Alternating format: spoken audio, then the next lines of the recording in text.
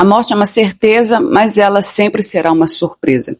E quando ela chega, não importa qual seja a idade ou a circunstância, nós nunca estamos totalmente preparados. Já se passaram 3 anos desde a morte do meu pai e ao longo desses anos eu acabei percebendo que, pelo menos para mim, essa não é uma dor em que eu vou superar, porque o luto não é uma linha reta. Mas eu tenho aprendido a como lidar com isso, e é sobre este tema que eu quero falar com você. Eu quero te contar como foi o meu processo, o que eu senti, como Deus usou situações inusitadas, inesperadas para me curar, e eu acredito que a minha experiência, aquilo que Deus fez na minha vida, o meu testemunho, possa te abençoar também no seu processo. Muito prazer, eu sou a G, seja bem-vindo novamente a este canal. Bom, quando meu pai faleceu, haviam 2 anos que eu não o via pessoalmente. Nós moramos em estados diferentes e bem distantes, e foi bem no período pandemia, finalzinho ali da pandemia, o ocorrido. E quem está longe sofre tanto quanto quem está perto. O amor é o mesmo.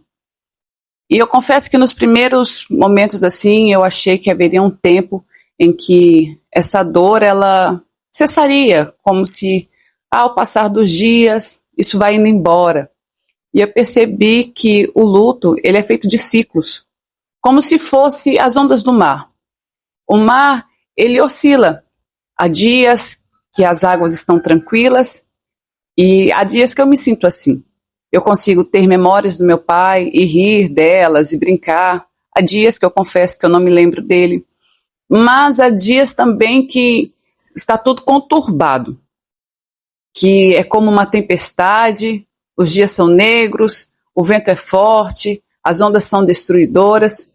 E nesses momentos, qualquer lembrança dele, as lágrimas vêm de modo intenso e que eu não consigo controlar. E para lidar com tranquilidade com esses ciclos, eu aprendi a viver um dia de cada vez. Hoje eu estou falando com você, me recordando dele, está tudo bem. Amanhã eu viverei amanhã. Quando eu passei por esse período de luto, eu estava 10 dias após uma cesárea. Então, quando eu recebi a notícia, eu não consegui expressar com toda intensidade a dor que eu tinha. Então, eu precisei engolir a dor. E nessa época eu recebi um conselho muito valioso de uma amiga. Ela me disse assim: G, a dor do luto é como um balão, mas sempre que ele encher um pouco, esvazie. Porque se você for acumulando, vai chegar um ponto que ele vai estourar. E desde então eu não reprimo o meu choro, não reprimo as minhas emoções. Quando me dá vontade de chorar, eu choro. E se eu quiser chorar o dia inteiro, eu vou chorar o dia inteiro. Porque amanhã, como eu já disse, é um novo dia. E foi assim que eu entendi que ser forte não significa não sofrer, né? Quem é forte não chora. Eu aprendi que quando eu estou fraca, é aí que eu sou forte, porque o poder de Deus se aperfeiçoa na minha fraqueza. Ser forte é permanecer após a tempestade. A casa edificada sobre a rocha, a tempestade vem, as ondas vêm, o vento é violento, ela sente tudo aquilo, mas ela permanece de pé. Então, ser forte é sim sentir as emoções, perceber o problema, mas permanecer de pé, porque Cristo é seu alicerce, é a sua rocha. E o luto, quando ele chega, ele traz algumas bagagens, porque mesmo com o coração em pedaços, você vai ter que lidar com algumas coisas urgentes, como questão de velório, cemitério, documentos. A vida não para porque você está com dor. Mas algumas coisas você consegue ir lidando com tempos diferentes. Por exemplo, a questão do velório do meu pai, a minha mãe já pagava um plano funerário que cobriu todos esses custos, o que foi um alívio para nós. Outra questão que eu precisei lidar foi a questão da herança. E como eu estava muito fragilizada e nós não conseguimos entrar em um acordo, eu pedi para os meus familiares 1 ano. Eu disse, olha, eu quero 1 ano de tranquilidade, preciso cuidar do meu bebê, preciso assimilar tudo que aconteceu. Então, eu pedi esse tempo e para mim foi um grande alívio. Sabe, não ter essa pressão de ter que decidir algo com a emoção. Então, quando você está nesse calor da tristeza, às vezes da raiva, a melhor coisa a fazer é esperar a poeira baixar. E assim, eu não sei você, mas quando tem um problema, o que normalmente eu faço é normal isso. Para mim, é verificar se todo mundo está bem.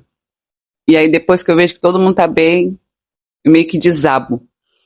E os primeiros anos da partida do meu pai, eu foquei em 2 pessoas. No meu filho, recém-nascido, e na minha mãe. Então, o tempo foi passando, só que chegou um momento assim que, sem que eu percebesse, eu comecei a sentir muita raiva, sabe? E não sei te dizer ainda do que foi. Mas eu fiquei muito irritada. Eu já tinha vencido isso, mas voltei a ser grosseira com as minhas palavras. Eu briguei com algumas pessoas, coisas que há muito tempo eu não fazia. E eu louvo a Deus pela forma como Ele foi me mostrando isso em mim. Chegou um ponto que eu parei e eu percebi, eu não estou com problema com os outros, estou com problema comigo mesmo. E foi nesse período que eu percebi que Deus começou a liberar algumas situações de cura para o meu coração. Eu recordo que em dezembro do ano passado, eu já estava nesse processo de muita raiva, mas eu também estava muito triste. Sabe, já haviam dias e não passava aquela tristeza. Eu estava acostumada a ter 2 dias tristes, de choro, meu aniversário do meu pai, mas chegou dezembro e isso se arrastou. E eu falei, Senhor, eu não sei mais o que fazer. Eu já fiz tudo que eu sabia, eu já chorei, eu já conversei e eu não sei mais o que fazer. E foi nesse momento que eu participei de um culto em um presídio feminino. E a presença do Senhor ali, ela foi tão maravilhosa. Ela me acolheu de uma forma tão profunda que eu recebi uma paz, que quando eu saí daquele lugar, parece que a dor ficou lá dentro. E uma outra situação que Deus usou nesse período de dezembro também para me curar, foi que abriu uma academia pertinho da minha casa. E eu comecei a frequentar ali aquele lugar, e Deus escolheu até as pessoas que estariam ali, porque desde a recepção aos professores, eu fui tão acolhida, eu fui tão cuidada, eu percebia na hora da execução do exercício, na hora do direcionamento, o cuidado que aquelas pessoas tinham comigo. E isso também foi me curando. E ali eu não conseguia ter pensamentos de raiva em relação a ninguém. Que a única coisa que eu conseguia era pegar meu pezinho de 2 quilos e contar 1, 2, 3. E enquanto eu contava, Deus ia juntando os meus pedaços. Mas o último lugar que eu quero te dizer que Deus usou para me restaurar foi a igreja. Eu amo o lugar em que eu congrego. E de modo intencional e às vezes sem perceber, as pessoas elas foram me curando. O sorriso, as orações, os abraços, as conversas, as comidinhas. Essa comunhão foi me trazendo de volta para a pessoa que eu sou. Sabe, a solidão, ela não é um sentimento. A solidão é uma escolha. Se você parar, você vai perceber que há pessoas ao seu lado que estão aí para derramar amor sobre o seu coração. O processo de restauração na minha vida veio por meio da comunhão, do movimento e do servir. Porque servir cura. Eu até gostaria de chegar ao final desse vídeo e dizer para você que eu tenho uma fórmula mágica. Mas eu não tenho. Eu ainda sinto saudades do meu pai. Saudades do áudio que ele mandava para mim, depois do jogo do Galo. Saudades de ouvir ele dizendo, bom dia, Georgiana. Saudade de compartilhar com ele sobre filmes, ou sobre como foi a Olimpíada. Mas a principal saudade que eu sinto é de poder dizer para ele de como meu filho se parece com ele.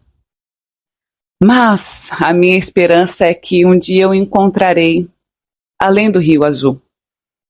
Porém, mesmo tendo essa esperança, a saudade há dias que aperta de um modo muito intenso.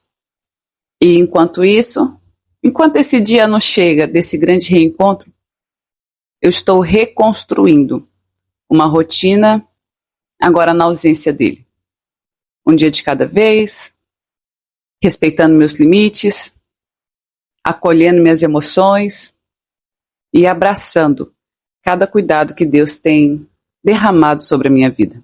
Se você se sentir à vontade, me conte aqui nos comentários a sua história de saudade. E se você precisar de uma oração, também conte comigo.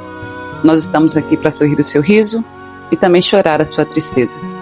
E nesse vídeo, eu quero deixar um abraço para algumas pessoas que me acompanham aqui e que eu sei que recentemente enfrentaram luto.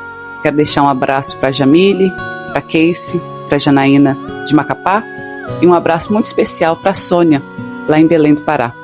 Que o Senhor conforte o coração de vocês e que cada um de nós receba do Senhor a paz que excede todo entendimento. Obrigado por me ouvir, porque enquanto eu falo, o processo aqui acontece. Que o Senhor nos abençoe. Um forte abraço e até o próximo vídeo. Um abraço, coração.